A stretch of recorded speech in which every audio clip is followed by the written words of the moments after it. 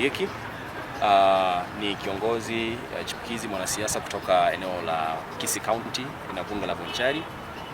Nilishiriki kura za 2022 kama mgombea wa kiti cha ubunge kupitia tiketi ya ODM. Ningependa kutuma risala za rambirambi kwa jamaa, ndugu na marafiki wa mwenda zake aliyekuwa mwenyekiti wa IEBC Wafula Chebukati. Kumekuwa na tetesi nyingi kwamba alikuwa mgonjwa kwenye mitandao, lakini ni kweli alikuwa mgonjwa na sasa ametuaga. Bila nataka kusema kwamba Chebukati alikuwa ni mtu ambaye alifanya kazi, lakini kulikuwa na malalamishi mengi sana, haswa kwa wale ambao hawakuweza kushinda. Sasa vile vilio vya watu hatuwezi kujua kwamba kama alifanya kazi ilikuwa ya haki. Kama alifanya kazi ya haki, Mungu anajua.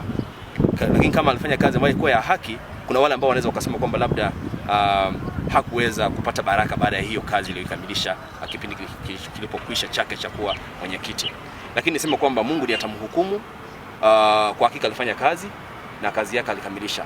Lakini kila naweza nikasema nilikisoma kwa mwenda zake Chebukati, ni mtu ambaye alikuwa na uso ambao haukuonyesha hisia zozote.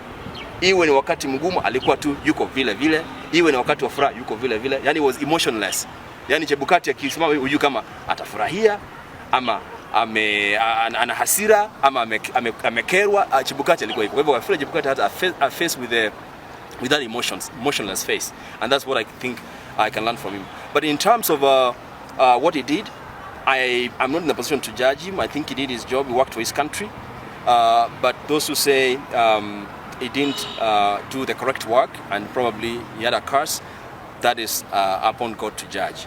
But I want to say that he worked for his country and he did his job. And I hope the next IEBC chair atakayechaguliwa kama atakuwa ndiye mwenyekiti wa tume ya uchaguzi ya IEBC, asome mambo kwamba haki, atende haki na afanye kazi, afanye nchi kwa haki.